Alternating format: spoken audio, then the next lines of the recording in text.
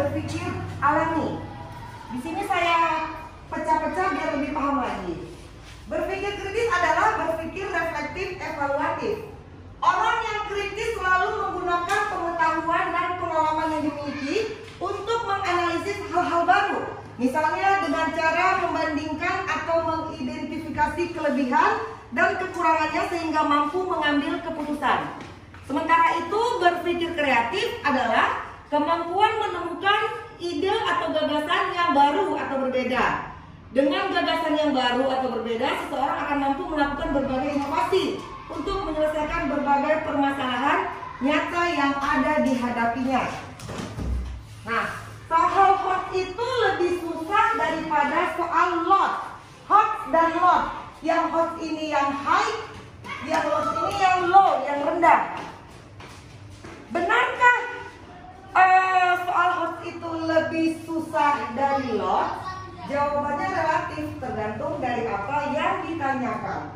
Karena tidak selamanya soal yang low itu mudah dan soal yang hot itu susah. Tergantung kalimat dan pemahaman si anak. Kok bisa begitu?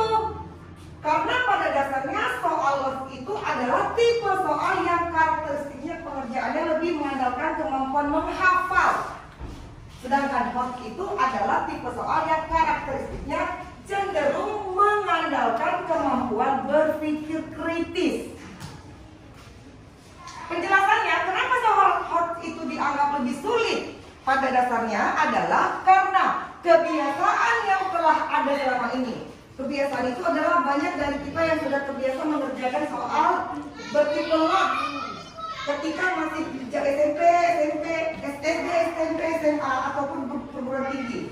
Oleh karenanya ketika menghadapi soal hot, untuk pertama kalinya kebanyakan dari kita yang bilang soal hot ini sulit, soal hot ini bingung, banyak kali pemahamannya. Yang biasanya, nah tingkatan kemampuan berpikir hot maupun lot ini digambarkan dalam bentuk piramid. Nih, yang pertama adalah mengingat. Ini yang rendah. Lebih banyak dia mengingat atau menghafal.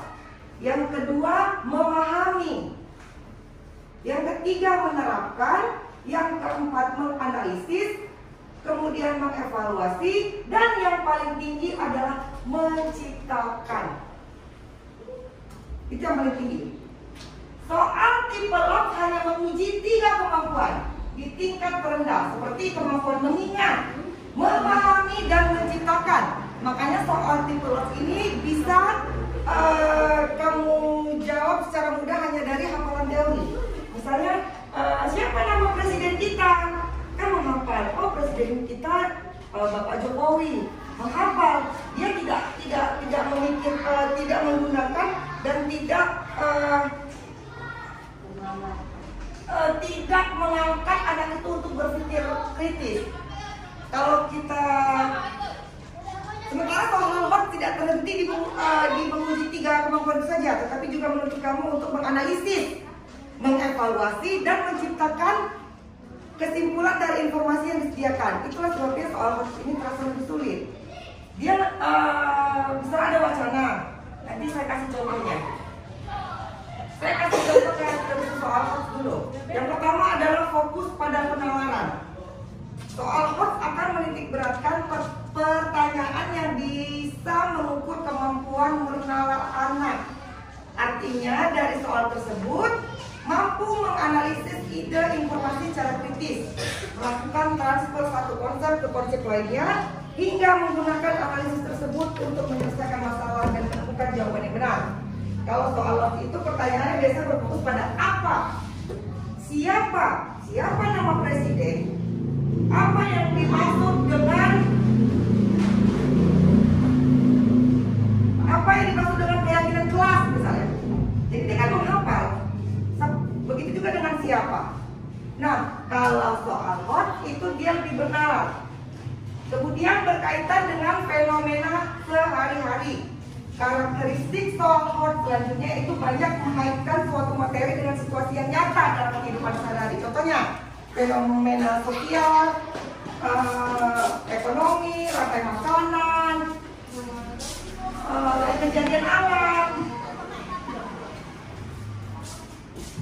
fenomena alam, misalnya tentang bencana alam.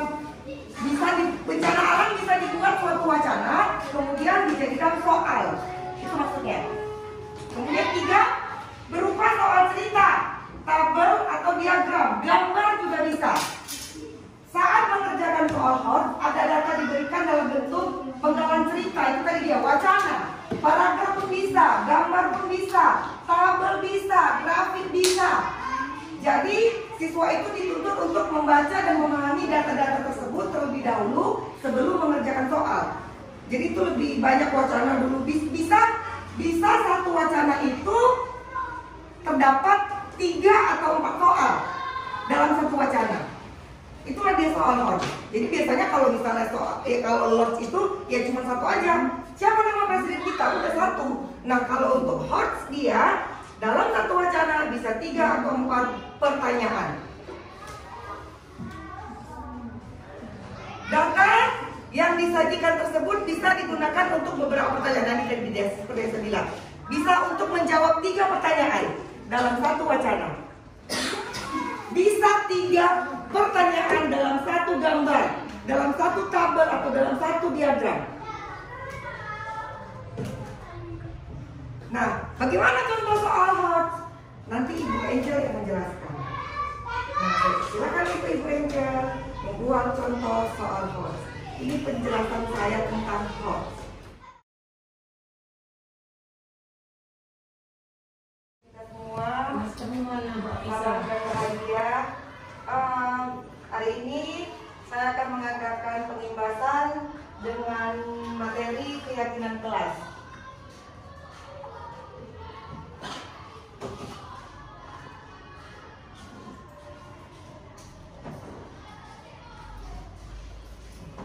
Mengapa keyakinan kelas?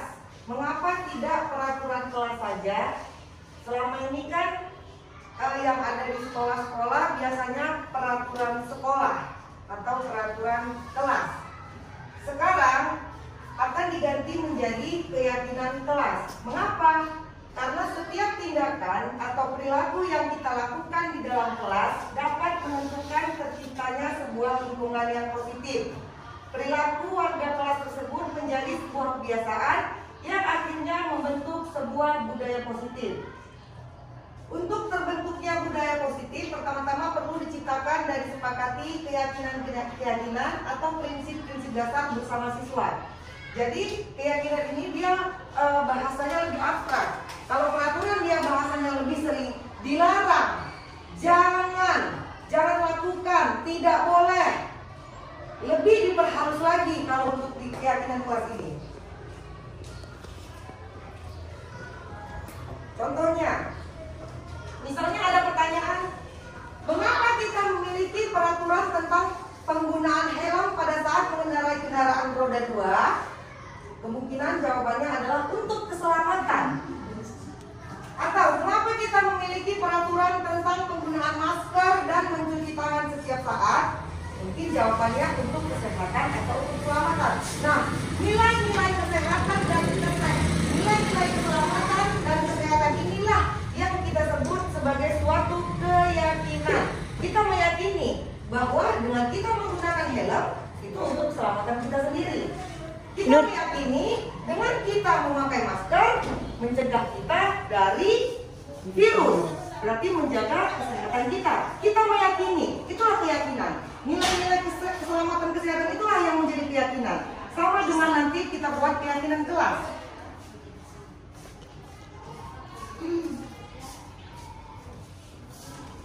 Nah, menurut Bolton, suatu keyakinan akan lebih memotivasi seseorang dari dalam atau memotivasi secara intrinsik. Seseorang akan lebih tergerak dan bersemangat untuk menjalankan keyakinannya dan guru dan studi atau pengurus kelas. Kemudian menempel dan menambah keyakinan kelas tersebut di kelas.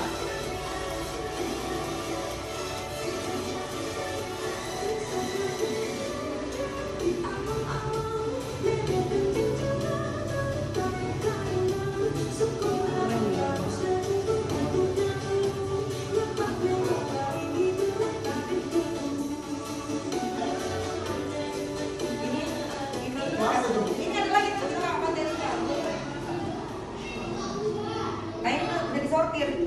Yang belum disortir dia yang besar-besar tadi, cuman udah di skip. Ini yang udah disepakati lah, disuruh tempel. Mau lagi. Ya.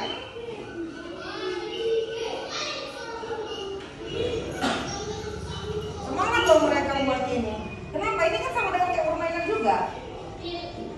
Masih.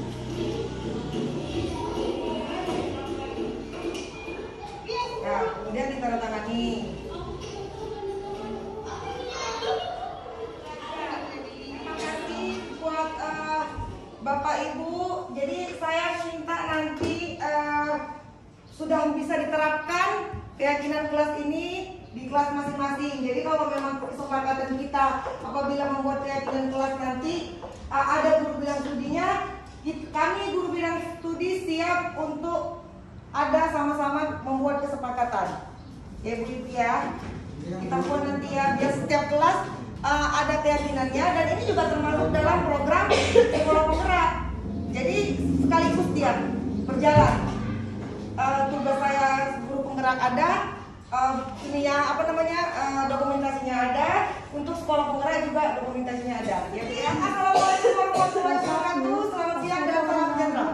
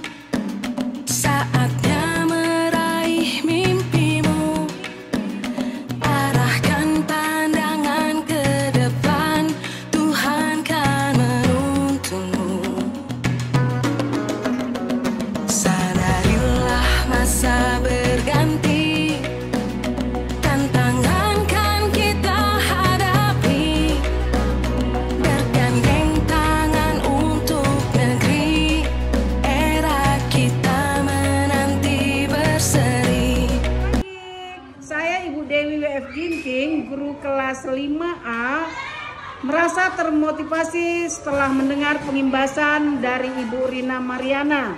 Saya senang sekali bahwa setelah melihat video lagi lebih nyata, saya dan murid-murid semakin semangat. Saya termotivasi bahwa pembelajaran di sekolah sangat dibutuhkan keyakinan antara murid dengan gurunya. Semoga Ibu Rina Mariana semakin sukses untuk memajukan SD kita ini. Terima kasih Bu Rina. Hai, selamat pagi. Saya Maria Magdalena Berpinem. Saya guru bidang studi pendidikan agama Kristen Protestan. Saya adalah rekan kerja Bu Rina Mariana. Saya sangat terinspirasi dari pengimbasan yang dilakukan Bu Rina. Sangat memotivasi saya untuk saya lakukan di kelas saya. Saya juga telah melihat video-video aksi nyata yang dibuat Ibu Rina di kelasnya. Sangat membuat anak didik antusias dan menyenangkan dalam kelas. Saya juga ingin mengimplementasikan pengimbasan yang diberikan Ibu Rina di kelas saya, agar anak-anak didik saya merdeka belajar. Dan buat Kak Rina, maju dan tetap semangat menjadi guru penggerak dan menjadi motivasi bagi kami rekan-rekan kerja kakak. Tetap semangat. Assalamualaikum warahmatullahi wabarakatuh. Nama saya Erpina Dewi Dalimunte, guru dari kelas 1A. Saya merupakan rekan sejawat dari Ibu Rina Mariana, dan hari Senin kami telah melakukan pengimbasan tentang keyakinan kelas. Di sana Bu Rina telah menjelaskan apa itu keyakinan kelas dan bagaimana menerapkannya di kelas. Dan saya sudah terinspirasi dari Ibu Rina untuk membuatkan keyakinan kelas itu di dalam kelas. Untuk Ibu Rina, terima kasih telah menginovasi kami. Bukan hanya saya, tapi semua guru juga. Semoga ilmunya dapat bermanfaat bagi kami. Tetap semangat ya Bu Rina. Oke, Assalamualaikum warahmatullahi wabarakatuh. Oke, selamat pagi. Saya di sini perkenalkan, nama saya Afisa Alpadela Burtarigan. Saya rekan kerja Ibu Rina Mariana, dan kemarin kami sudah ada melakukan pengimbasan, banyak pelajaran dan banyaklah yang saya pelajari tentang dari ibu itu, dan saya akan menerapkannya di kelas saya, dan saya makin terinspirasi dan dapat berguna bagi sekolah kami. Dan begitu juga saya sudah melihat video aksi nyata dari Bu Rina. Ibu Rina membuat sendiri, dan saya cukup merasa terinspirasi dan sangat memuaskan. Dan satu kata untuk Bu Rina, hebat. Assalamualaikum warahmatullahi wabarakatuh. Nama saya Filjak Jansa, saya rekan kerja dari Bu Rina Mariana.